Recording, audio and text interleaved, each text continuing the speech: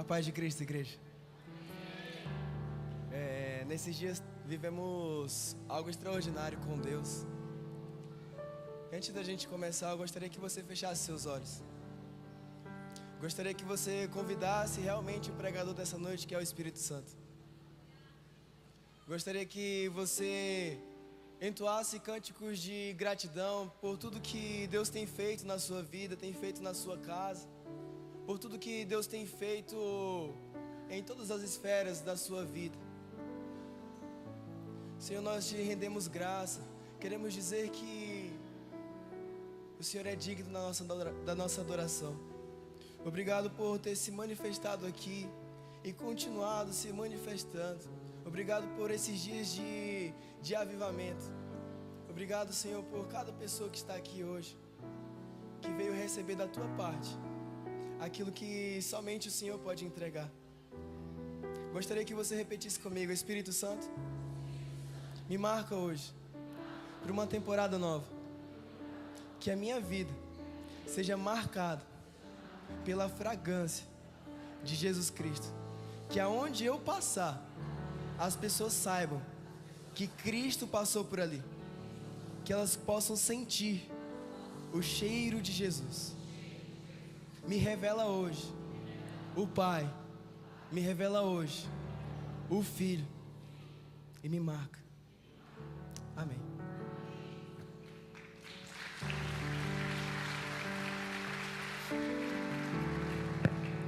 Pode se assentar? Eu gostaria, antes de tudo, que o pastor Júnior ficasse de pé.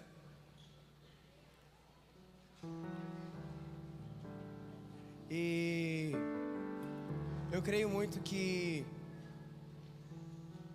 o avivamento não vai vir por uma geração somente de jovens, mas por uma única geração de velhos, novos, crianças. Porque a Bíblia diz que nos últimos dias os velhos teriam sonhos, os jovens teriam visões, e os vossos filhos e filhas profetizariam.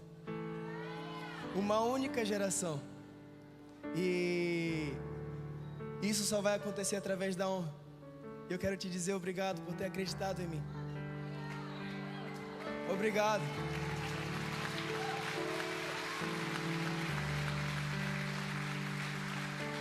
Obrigado por ter investido em mim. Obrigado por ter obedecido à voz do Senhor. Obrigado por me ensinar. Um dos maiores ensinamentos que eu carrego dentro de mim é que o Senhor sabe o que é amar. A Bíblia diz que o amor tudo crê, tudo suporta, tudo espera. O Senhor nunca desistiu de ninguém. Obrigado. Obrigado por não ter desistido dessa igreja. Porque isso aqui tudo é fruto de uma perseverança. Eu gosto da sua frase, que o Senhor disse que a perseverança é a marca dos vitoriosos. E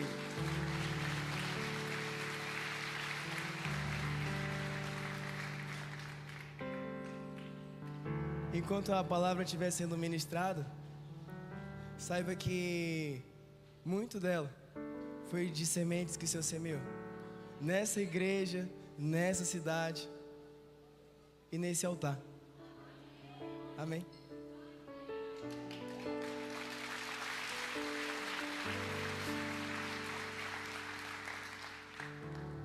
Agora sim a gente pode começar.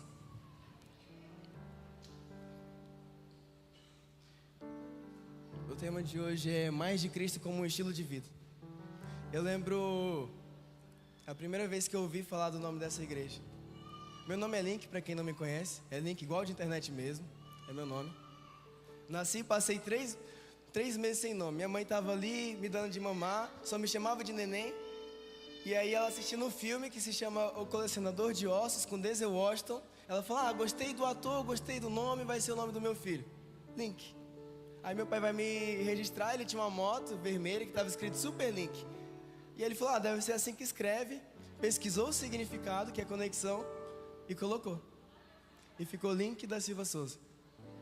Eu sou de 99, naquela época não tinha a visibilidade que nós temos hoje com a internet.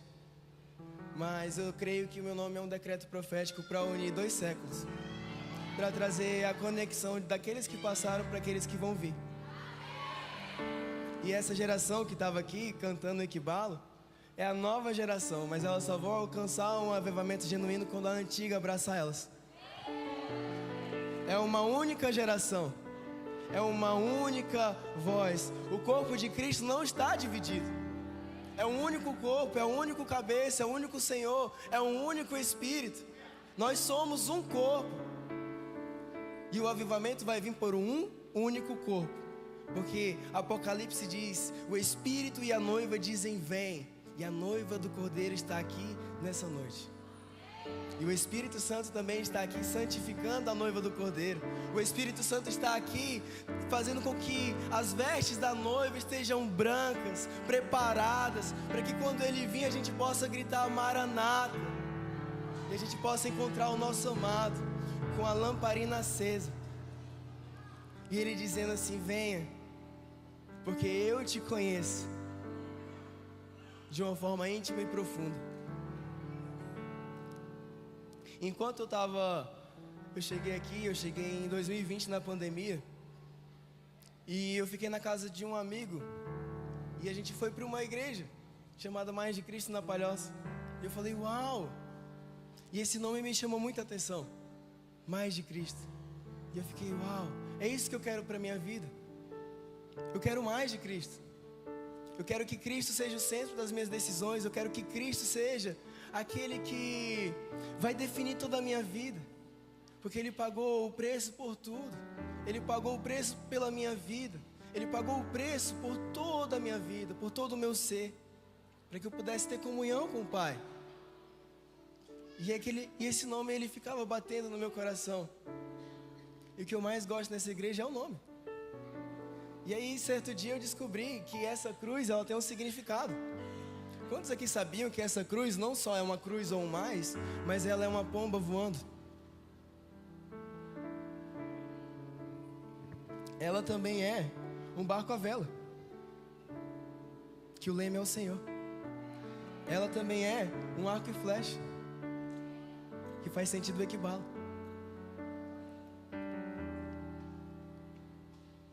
Essa cruz ela diz quem nós somos. E um avivamento ele só é sustentável quando ele está sobre um único fundamento. Eu queria que você abrisse a sua Bíblia em 1 Coríntios 3, 11.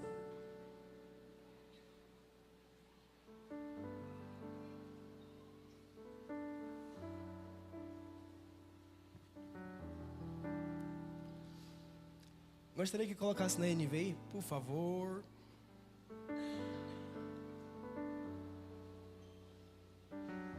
É 1 Coríntios 3, 11, não é 6, é 3.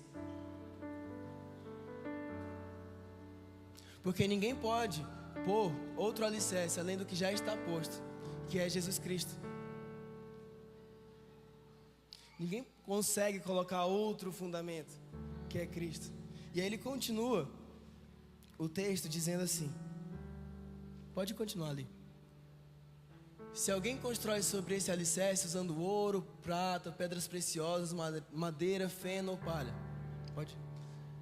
A sua obra será mostrada, porque o dia a trará a luz. Ela será revelada pelo fogo, e o fogo provará a qualidade da obra de cada um. Próximo. E se o que alguém construiu permanecer, este receberá uma recompensa. Se a obra que alguém construir for consumida, este sofrerá prejuízo. Contudo, será salvo como alguém que escapa através do fogo.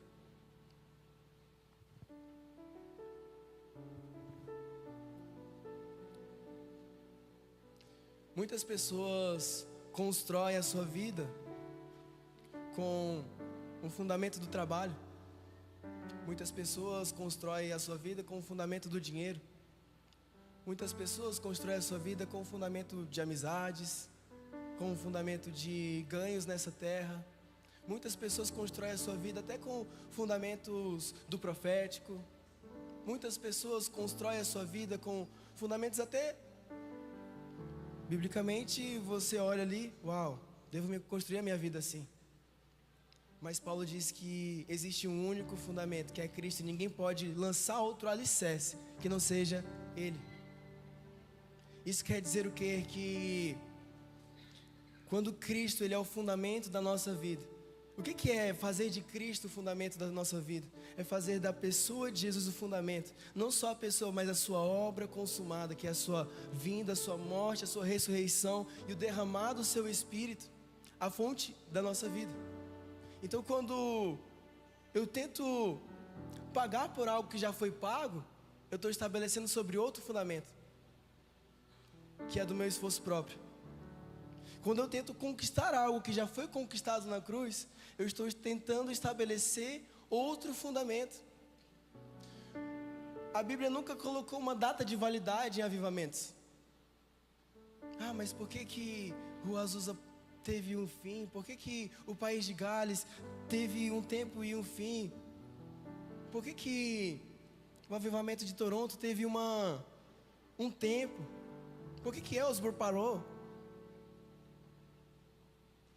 É que na verdade o avivamento ele não começou nesses picos de derramamento do Espírito Santo. O avivamento começou há 2000 anos atrás, quando o Espírito sobreveio sobre toda a carne.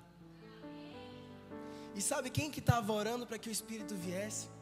Jesus diz assim, ó: eu vou para o Pai, e eu vou rogar-lhe ao Pai que envie outro Consolador, o Espírito Santo da verdade, que o mundo não vê nem o conhece, mas vocês o verão e vocês o conhecerão.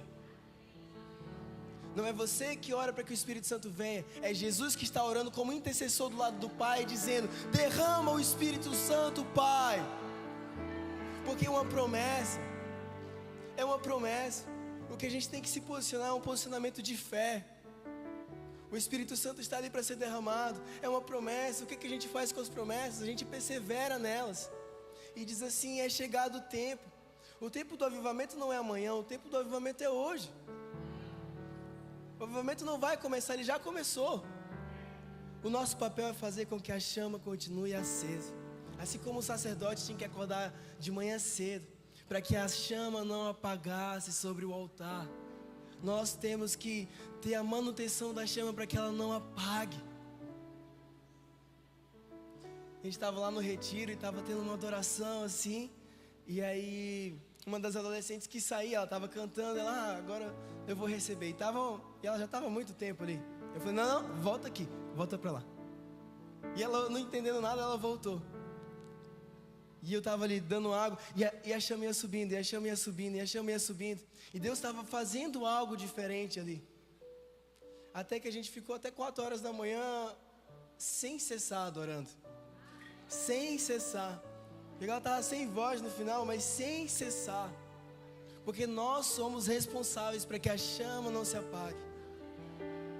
Nós não jejuamos para obter algo de Deus. Nós jejuamos para que a chama continue acesa, para a manutenção da chama.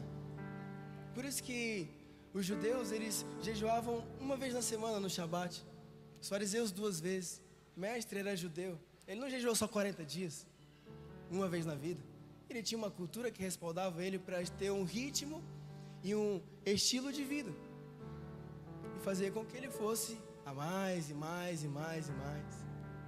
E a Bíblia diz assim: chegam para ele e perguntam: tá, mestre, por que os discípulos de João Batista e dos fariseus jejuam e os seus não jejuam? Ele falou assim: poderia os convidados do noivo estarem de luto ainda enquanto estão com eles? Mas dias chegarão que o noivo será tirado e eles jejuarão. Uma saudade, um fogo ardente, não fazendo da minha busca um fundamento, mas fazendo de Cristo o fundamento. Em resposta, você nunca vai poder fazer mais do que o que Ele fez por você. Por mais que você faça muitas coisas, por mais que você ore muito tempo, por mais que você sirva na casa do Senhor a vida inteira, você nunca vai fazer mais do que o que Ele fez por você. Você nunca vai fazer, o preço foi alto. Muito se fala de uma graça barata, de que, eu posso fazer tudo. Mas Deus diz para Paulo: a minha graça te basta, porque o meu poder se aperfeiçoa nas suas fraquezas. Quer dizer o quê? Que a graça de Deus é o poder capacitador para que a gente ande sobre o natural. Não é uma liberdade para pecar, mas é o poder de Deus para vencer o pecado. E à medida que a gente vai andando em graça, que a gente estabelece o fundamento como Cristo, a gente diz assim: Senhor, o Senhor é o meu mediador entre eu e o Pai, mas Ele também é o nosso mediador entre nós e os irmãos. E Ele também é o nosso mediador entre nós e a palavra de Deus. Como assim? Jesus é o nosso mediador entre nós e a palavra. Ele é a palavra, mas Ele nos ensinou a ler a Bíblia. Ele fala assim para os fariseus: vocês leem as escrituras minuciosamente e procuram vida nela, mas vocês não percebem que a lei e os profetas apontam para mim. Quer dizer o quê? Que quando eu começo a ler a palavra e eu não encontro Jesus nela, eu falhei na minha tarefa. Se eu vou ler o Velho Testamento, é maravilhoso ler contextos, ler tudo aquilo, ser profundo na Bíblia.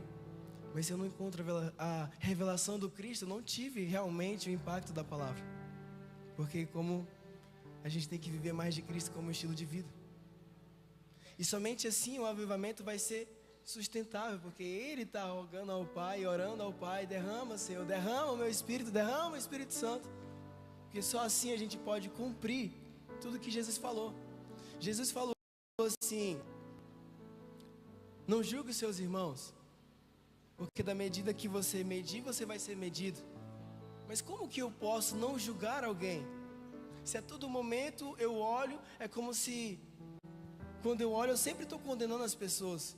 Pô, aquela pessoa deslizou assim, aquela pessoa fez isso, o pastor fulano de tal falou daquele jeito. E todo o tempo dentro da gente tem um julgamento. Mas Jesus disse: não julgai. Como que eu posso viver mais de Cristo como um estilo de vida? Como que eu posso viver longe do julgamento? Entendendo que Cristo é o mediador entre mim e aquele meu irmão. E entendendo que Jesus morreu por ele também. Não só os meus irmãos, mas os meus inimigos. Jesus disse para a gente amar os nossos inimigos.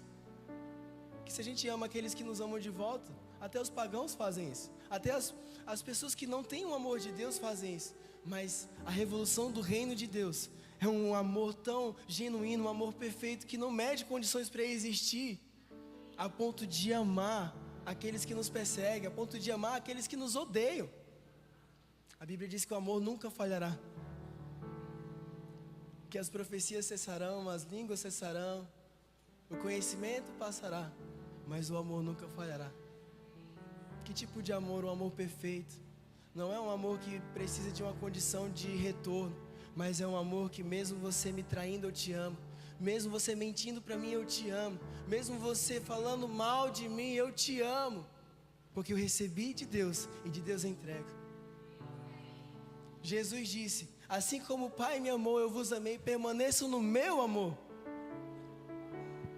Quer dizer que, sabe, quando vem o enchimento do Espírito em Atos 2, não foi só aquele barulho do vento, o som como de um vento impetuoso, não foi só as línguas de fogo e eles glorificando a Deus, mas foi um estilo de vida completamente diferente, um estilo de vida que exalava o perfume de Jesus, um estilo de vida que eles abençoavam quem os perseguia. Estevão, o primeiro mártir, está lá, e eles estão tacando pedra nele, e o rosto dele brilhava como de um anjo, e ele viu os céus abertos e o Filho de Deus em pé, à direita do Pai, e ele fala assim: Senhor, não coloque sobre eles esse pecado. Esse é o tipo de amor que a gente tem que amar. Esse é o tipo de amor que tudo crê, tudo suporta, tudo espera. Esse é o fruto do Espírito. É o perfeito amor de Deus. Mas a gente está tão acostumado a entrar na igreja e julgar todo mundo. A entrar na igreja e ficar medindo quem está pregando, ao invés de estar orando por quem está pregando. A gente está tão acostumado a olhar para os pastores: ah, ele não falou comigo hoje. O que está acontecendo? A gente está tão acostumado a sermos como crianças, que a gente nunca acessa a maturidade de um amor genuíno e experimenta desse amor. Se a gente não consegue amar os irmãos, quem dirá os inimigos? Se a gente não consegue zelar por aqueles que estão ao nosso lado, como que a gente vai amar os inimigos? Como que a gente vai cumprir o que Jesus falou?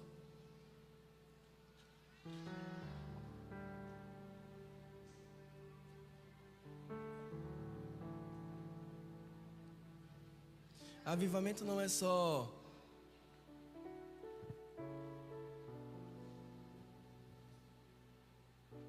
barulho.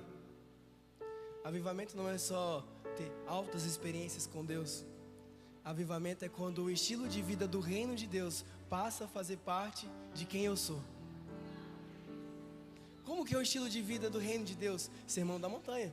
Bem-aventurados que choram porque serão consolados. Melhor coisa é dar do que receber. Ame os seus inimigos. Perdoem as ofensas. A revolução do reino é o que faz com que a sociedade seja transformada pelo fogo que desce.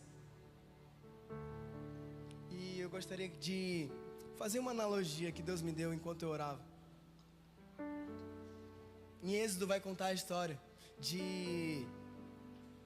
do povo de Israel que está no deserto. Moisés vai subir no monte para passar dias com Deus, onde ele recebe a lei.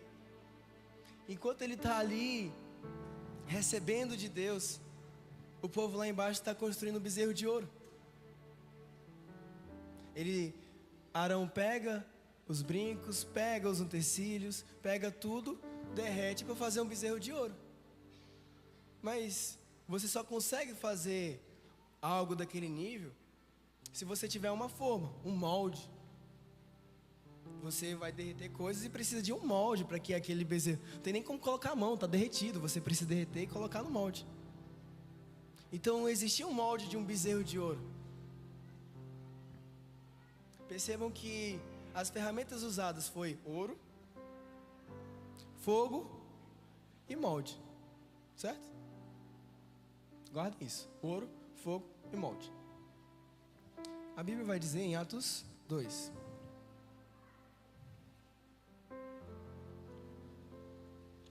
Atos 2. Deixa eu achar aqui. Atos 2, 3.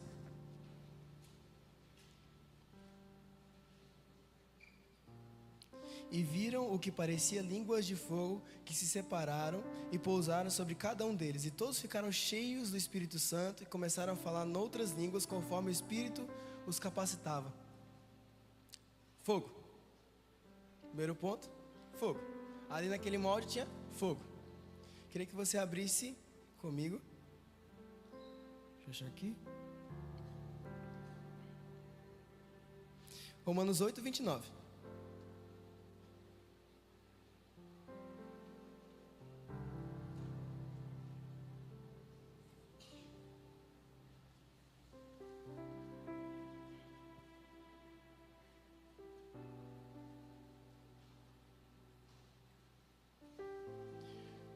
Pois aqueles que de antemão conheceu também os predestinou para serem conformes à imagem, molde, do seu filho, a fim de que ele seja o primogênito entre muitos irmãos.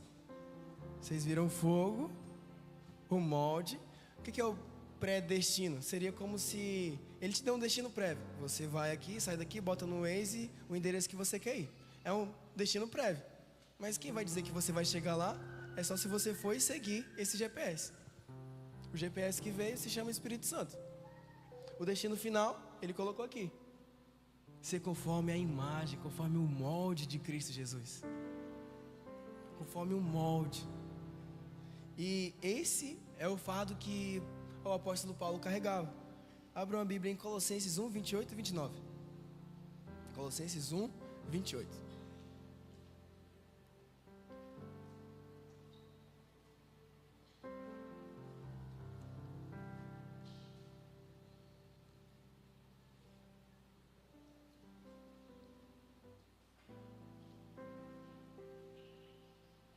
Nós o proclamamos, advertindo e ensinando a cada um com toda a sabedoria, a fim de que apresentemos todo homem perfeito em Cristo. Esse perfeito em Cristo, esse em é dentro de Cristo, como um molde. Para isso eu me esforço, lutando conforme a sua força que atua poderosamente em mim. Então a gente tem fogo, o molde e o ouro. O que seria o ouro? O ouro é o sangue de Jesus, que nos purifica, que nos renova, que nos transforma. A Bíblia conta a história de Elias e os profetas de Baal. Os profetas de Baal se cortavam. Eles estavam num confronto onde Elias falou assim: tá, vamos ver quem é o Deus verdadeiro. Vamos colocar aqui o altar, o sacrifício, e o Deus verdadeiro vai mandar fogo do céu. Então Elias passa bastante tempo edificando o altar. Os profetas de Baal estão se cortando, clamando, gritando. Eles passam horas ali gritando e nada de fogo descer no altar que eles tinham preparado. E Elias ainda tira um sarro deles dizendo assim: tá, eu acho que vocês têm que se cortar mais, vocês têm que gritar mais. Mas com o nosso Deus não é assim. Você não precisa se cortar e implorar para que Ele venha. Você só precisa se posicionar em fé. Romanos diz que onde está o motivo de vanglória? É aniquilado pelo quê? Pelas obras do esforço? Não, mas simplesmente pela fé. Porque não é mais pelo que você faz, mas é muito pelo que você responde.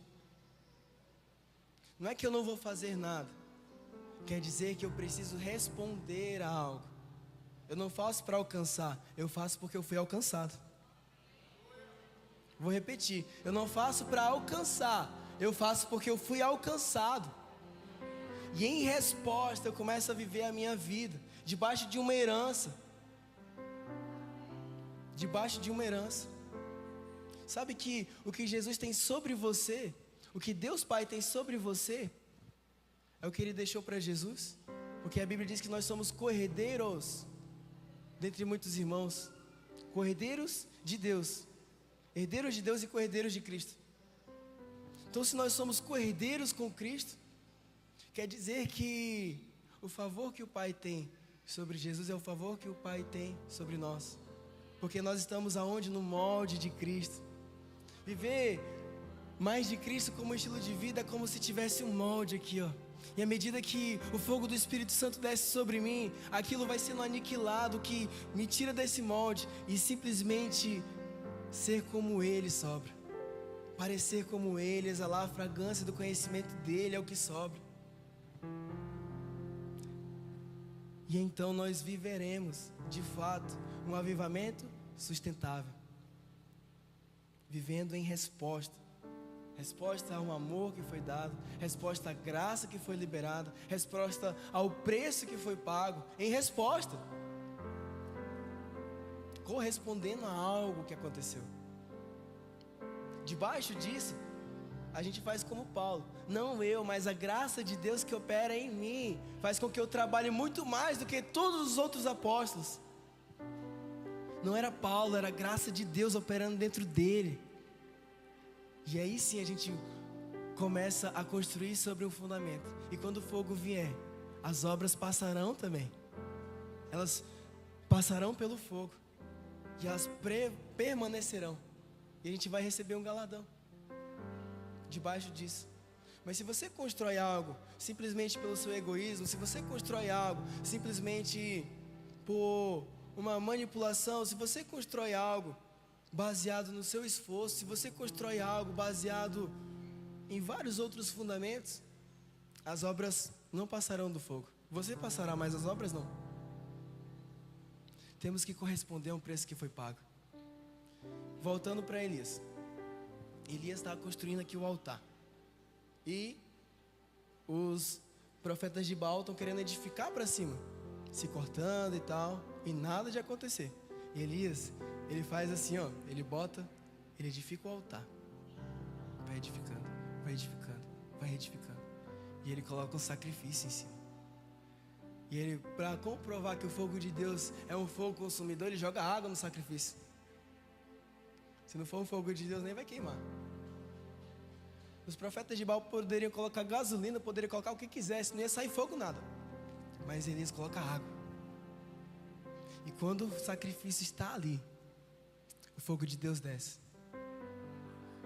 Eu queria trazer essa história para o que aconteceu na cruz. O altar que representa o nosso coração. Enquanto nós estamos edificando aqui, o Espírito Santo está tratando o nosso coração. O que é o sacrifício? É o que você faz? O que você pode fazer? Não. O sacrifício já foi feito. Há 2000 anos atrás. Não, a Bíblia diz que não foi só há 2000 anos atrás, mas antes da fundação do mundo. O cordeiro tinha sido sacrificado. Então aqui, ó, quando você coloca o cordeiro de Deus no seu coração, o fogo do céu desce. Não teria como ter Atos 2 se Jesus não tivesse ressuscitado e ido aos céus, porque Ele que orou para o Pai, para que o Espírito Santo viesse.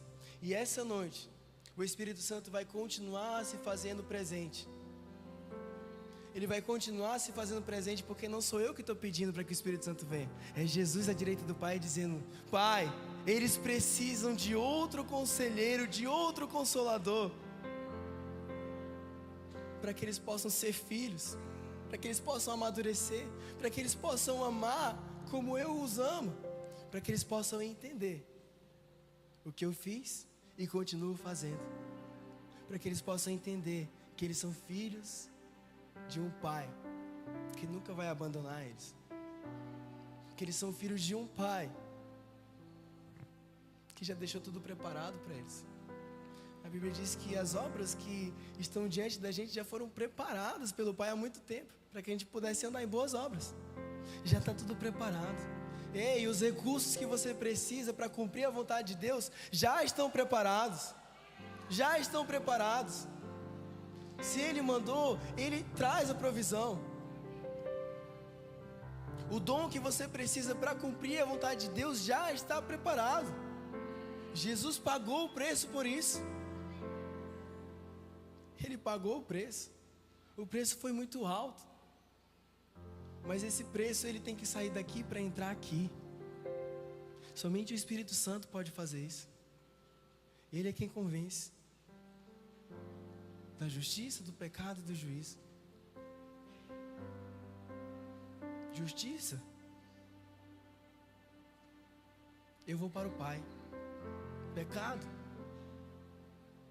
Que não creram em mim, não creram no Cristo. E juízo, que o príncipe desse mundo já está condenado. O príncipe desse mundo já está condenado. Você não tem que ter medo do diabo, o diabo que tem que ter medo de você.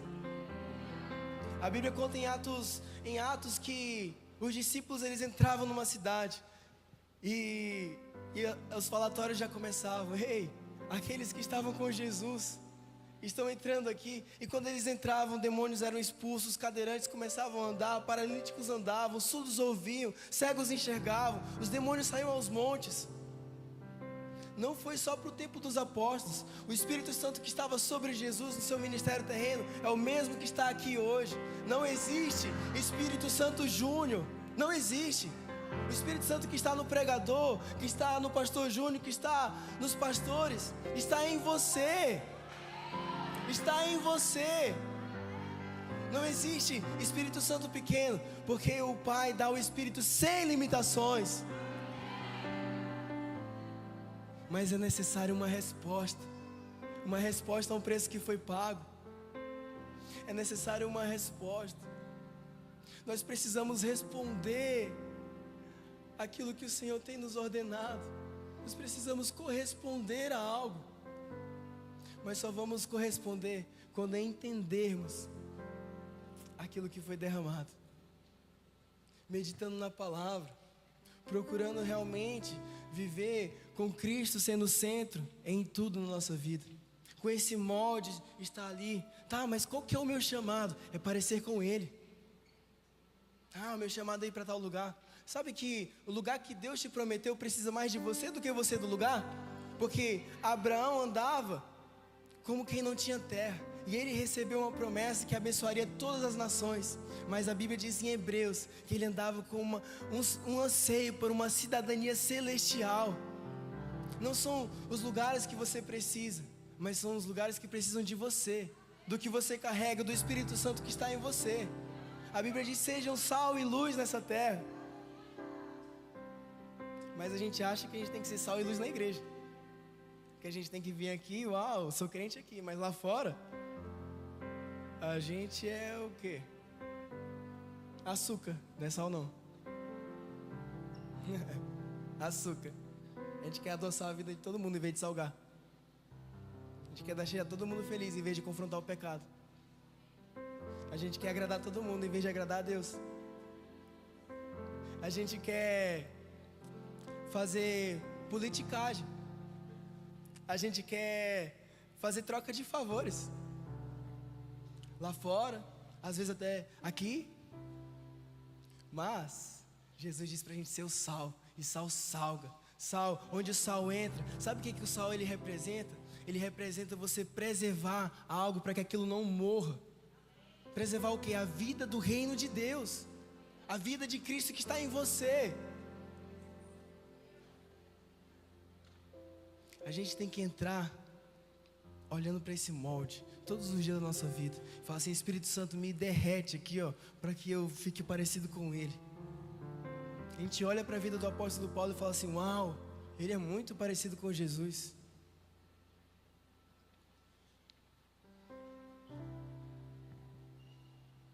Eu estava vendo uma história de um rapaz lá na Ásia. Não sei qual que era a cidade, o país, mas ele estava numa escola e ele era o único cristão nessa escola. E nessa escola tinha uma pena: se alguém furtasse algo de outra pessoa, essa pessoa tinha que receber açoites. E esse jovem que era cristão tem o seu lanche roubado. E pegam um culpado. E quando pegam um culpado, esse culpado, naturalmente, deveria receber a pena, os açoites. Só que esse jovem cristão, ele entendeu o que é amar. Ele entendeu o que foi o amor de Jesus por ele. E ele fala assim: existe alguma regra que me proíba de receber os açoites no lugar daquele que me roubou? Aí eles falaram: não, então pode me açoitar no lugar daquele que me roubou. E aquele jovem é açoitado no lugar daquele menino que roubou ele. E ele era o único cristão daquela escola. E aí, o que acontece? Aquele menino que roubou ele se sente tão constrangido pelo amor de Deus, tão constrangido, que ele se converte. E ele vira um pastor. Ele ganha muitas almas para Jesus. Mas a gente está tão acostumado a ter um senso de autojustiça, de Deus, taca fogo naqueles que me ofenderam, taca fogo naqueles que falaram mal de mim. Esse não é o tipo de amor que Jesus nos amou. Nós temos que ser conformados à imagem de Cristo, conformados, crescer nesse molde, crescer nesse fundamento, construir sobre esse alicerce. Só assim o avivamento é sustentável. Somente assim o fogo vai permanecer diariamente queimando sobre o altar.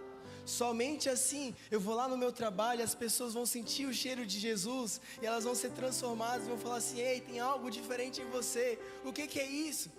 Somente assim o avivamento vai vir sobre ele de Florianópolis. E é através de você, aonde você estiver, com sinais, com milagres, porque o Espírito Santo que estava sobre Jesus está sobre você. Essa é a boa nova do Evangelho. Ele morreu pelos nossos pecados, ressuscitou ao terceiro dia e derramou o seu Espírito Santo para que nós fôssemos conformados à imagem dele, como um corpo. Há uns 2025, há uns 2 anos atrás, 3 anos atrás, eu tive uma visão. Deus ele falou comigo que o avivamento na ilha de Florianópolis seria como foi no país de Gales. O que aconteceu no país de Gales? Deixa eu só beber água aqui.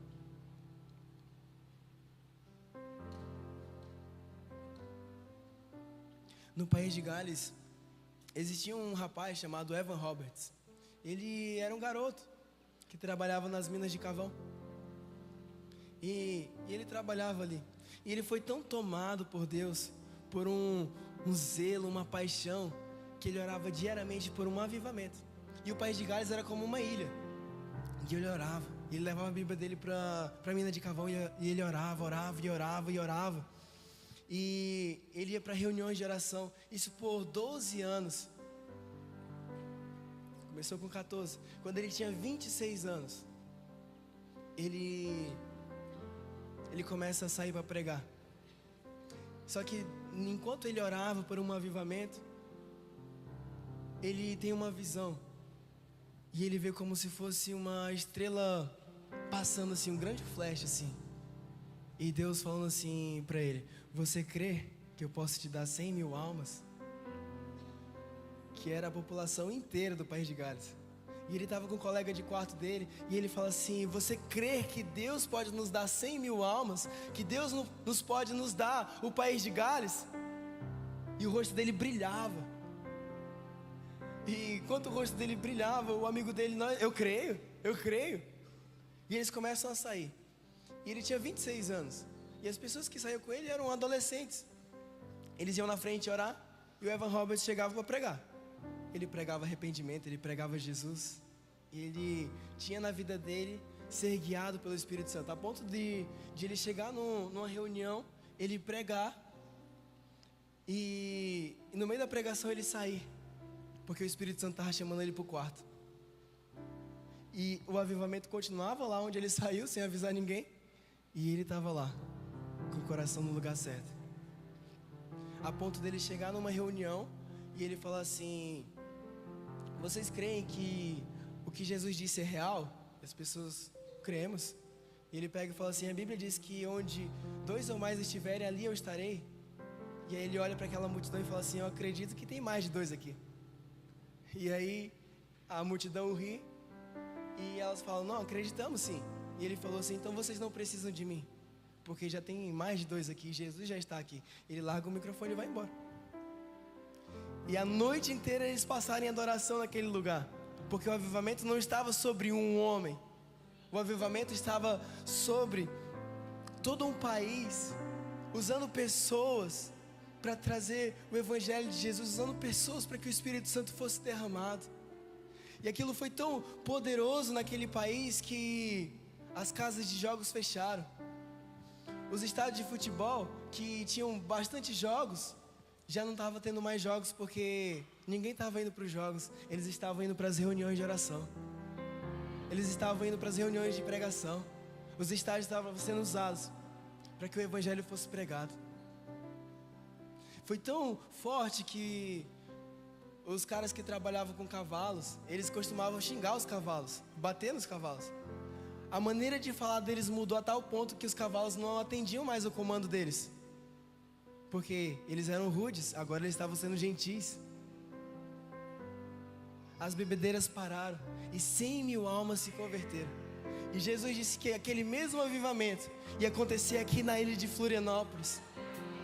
A ilha que era considerada a ilha da magia vai ser considerada a ilha do avivamento.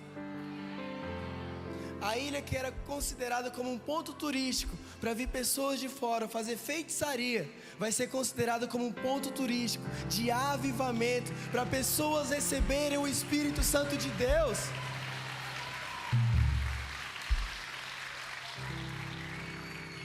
Enquanto Deus me mostrava tudo isso, Ele falou assim: primeiro eu vou avivar a minha igreja, depois eu vou avivar a cidade. E Ele falou assim: eu estou levantando uma geração de adolescentes que vai incendiar a sua igreja. Vocês viram eles passando ali? Eles são meio esquisitos mesmo. A gente estava lá, a gente estava orando, estava todo mundo...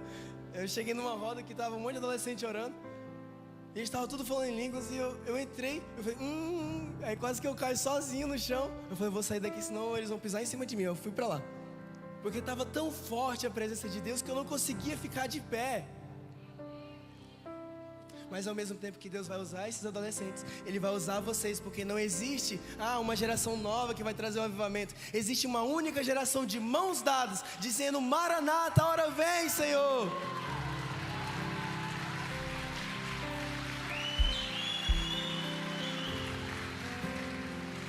E a minha pergunta é: qual é a sua resposta para o preço que foi pago? Qual é a sua resposta para o que os céus estão dizendo? Qual é a sua resposta? E esse jovem, Evan Roberts, ele passou orando, ele ia orando no país inteiro, antes de começar a pregar. E quando ele começa a pregar, todo aquele país se converte. E Deus me deu uma visão.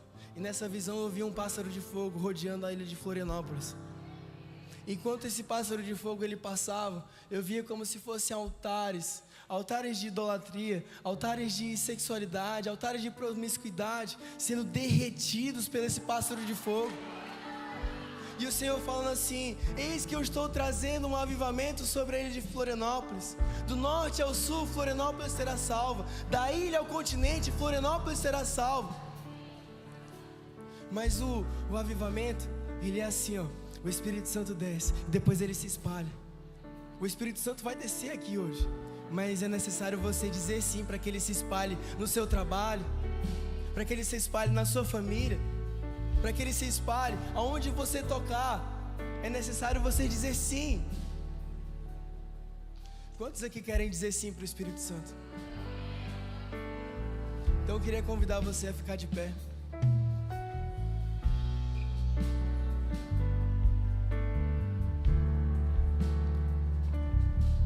Queria convidar aqueles que querem dizer sim para um avivamento genuíno a virem aqui para frente. Podem vir, todos aqueles que levantaram e disseram: eu quero dizer sim para um avivamento em Florianópolis. Eu quero dizer sim, Senhor, me usa, me marca hoje.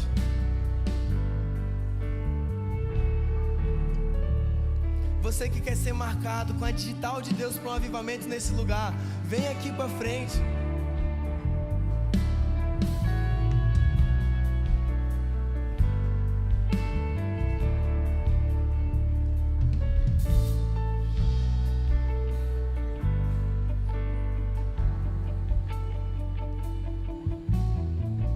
Entenda que viver um estilo de vida mais de Cristo vai ser com que esse fogo continue a queimar.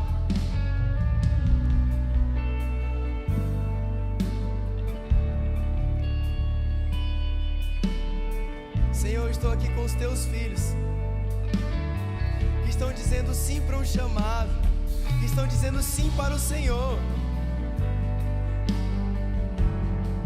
Marca eles hoje, Pai, para serem conformados à tua imagem, para que eles recebam dons e talentos, para que eles recebam o teu fogo. Vem com o teu fogo, Espírito Santo, sobre cada um que está aqui.